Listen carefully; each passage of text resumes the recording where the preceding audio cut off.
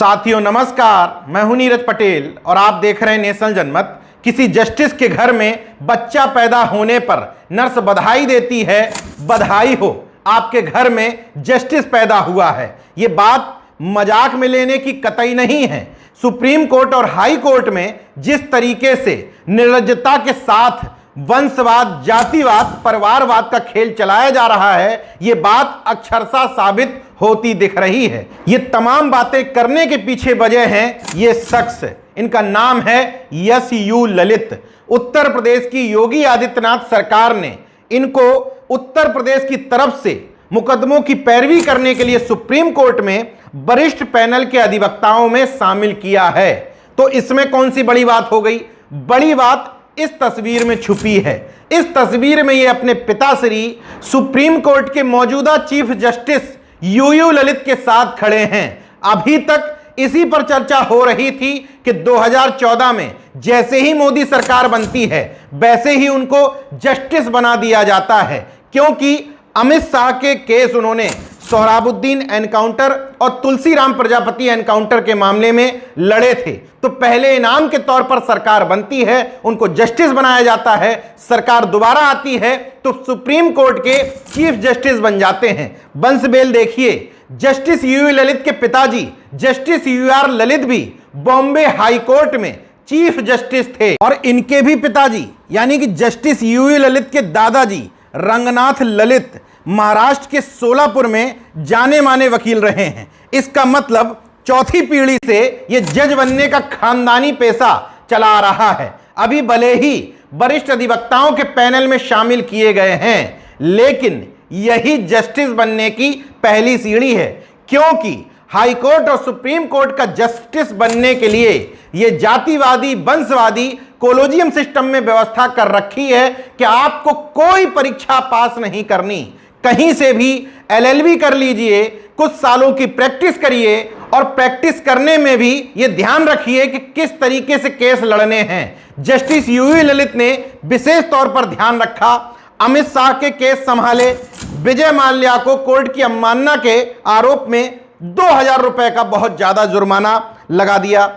SC/ST act में बिना जांच के मुकदमा करने का आदेश सुना दिया। 3 तलाक पर भी फैसला सुनाया। कुछ दिन पूर्व जो कैप्टन अमरिंदर सिंह भारतीय जनता पार्टी के हुए हैं, उन पर जब भ्रष्टाचार के आरोप लगे थे तो भ्रष्टाचार से बचाने के लिए जस्टिस यू ललित वकील के तौर पर उनके पक्ष में खड़े थे। इसी तरह के कुछ केस पकड़िए। जस्टिस यू ललित इतिहास में दूसरे ऐसे चीफ जस्टिस हैं जो बिना किसी हाई कोर्ट में जस्टिस हुए डायरेक्ट सुप्रीम कोर्ट में जस्टिस बनते हैं और फिर वहीं चीफ जस्टिस बन जाते हैं। अगर ये रिटायर्ड होते हैं, अगर शब्द इसलिए लगा रहा हूं क्योंकि केंद्र सरकार व्यवस्था कर रही है कि सुप्रीम कोर्ट के जस्टिस की सेवानिवृत्ति 2 साल बढ़ा दी जाए, तो उनके चहेते जस्टिस यू ललित जो महज 73 दिन के लिए चीफ जस्टिस बने हैं, उनको 2 साल का कार्यकाल और मिल जाए। मिल जाता है तो सरकार के पक्ष में जो कांड पहले उन्होंने किए वो करेंगे, और नहीं मिलता है तो अगले चीफ जस्टिस बनेंगे जस्टिस D.Y. चंद्रचूड़। उनके पिताश्री जस्टिस Y.V. चंद्रचूड़ देश के इतिहास में सबसे ज्यादा समय तक, तकरीबन 7 साल तक देश के चीफ जस्टिस होने का रिकॉर्ड अपने नाम दर्ज कराए हैं।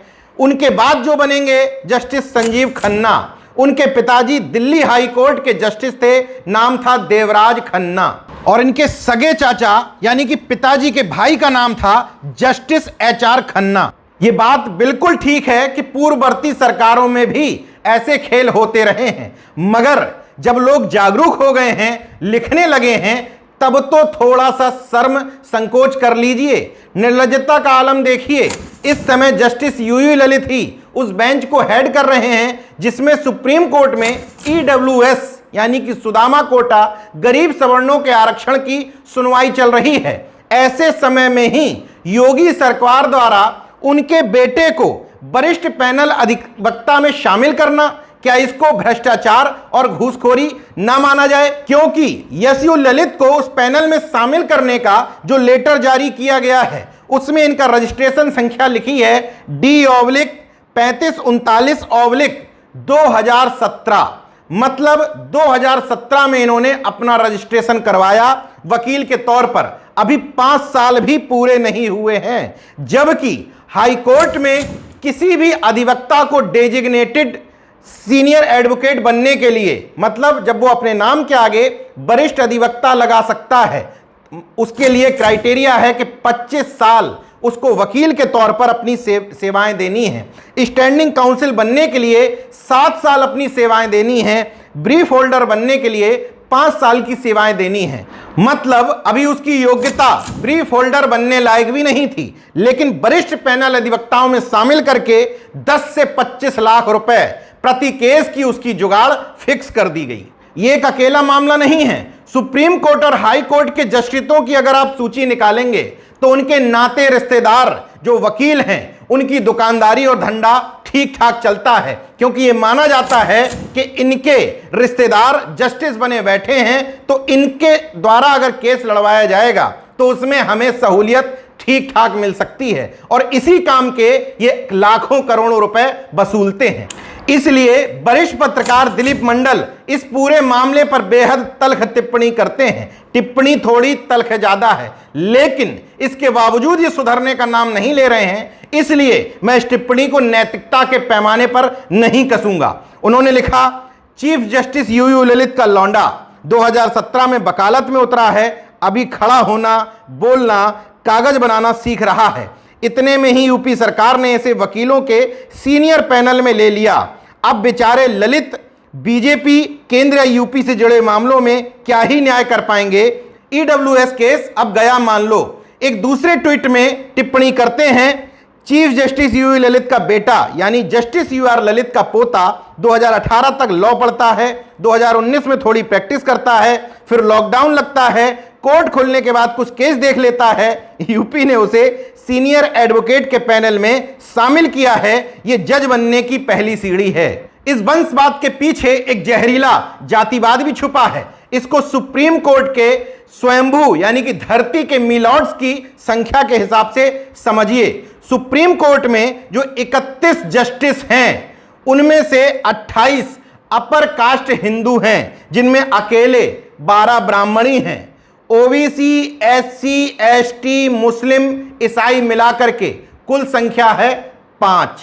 इस जातिवाद और वंशवाद का दंश किस हद तक देश झेल रहा है, उसका उदाहरण समझिए। जस्टिस कर्णन आपको याद होंगे, उन्होंने कहा ऊंची जाति के जज अपनी न्यायिक शक्तियों का दुरुपयोग कर रहे हैं। इसके बाद उनको गिरफ्तार करवा लिया गया, जबकि वो स्वयं जस्टिस से रिटायर्ड हुए थे। मगर दूसरी तरफ जस्टिस रंगनाथ पांडे बेहद तल्ख टिप्पणी करते हैं, ये समझने के लिए कि हाई कोर्ट और सुप्रीम कोर्ट में जो माननीय बने बैठे हुए लोग हैं, उनके अंदर योग्यता कितनी है।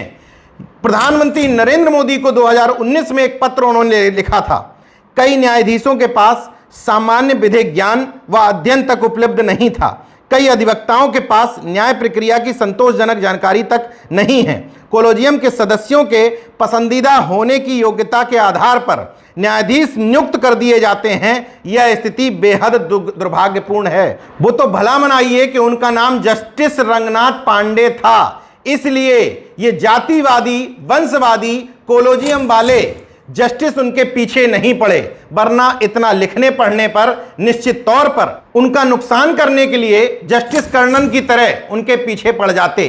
तो क्या इस जातिवादी भ्रष्ट वंशवादी कोलोजियम सिस्टम का कोई तोड़ नहीं है? तोड़ है। न्यायिक सेवा आयोग बनाना चाहिए, और जिस तरीके से आईएएस, आईपीएस, पीसीएस, पीपीएस बनाने के लिए परीक्षाएं होती हैं, उसी तरीके से परीक्षाएं कराइए। हालांकि कुछ लोगों का तर्क है कि महज परीक्षा के आधार पर जस्टिस मत बनाइए, तो उसमें उनकी एडवोकेसी का टाइम जोड़ लीजिए, मगर बिना परीक्षा के सीधे सीधे ये पिकअप करने की व्यवस्था से पूरी तरीके से न्यायिक सिस्टम चौपट हो जा रहा है। और न्यायपालिका ने जो अपनी तथाकथित पवित्रता बना करके रखी थी, अब उस पर खूब हमले होने लगे हैं, होने भी चाहिए। इसलिए नेशनल जनमत अपील करता है कि अपने घरों से अच्छे अधिवक्ता तैयार करिए। जब अच्छे अधिवक्ता होंगे तो वही हाई कोर्ट, सुप्रीम कोर्ट या अदर जुडिशरी में भी आपकी लड़ाई लड़ सकते हैं। देखते रहे नेशनल जनमत, जागरूक और सजग बने रहिए। जय विज्ञान, जय संविधान, जय लोकतंत्र। धन्यवाद।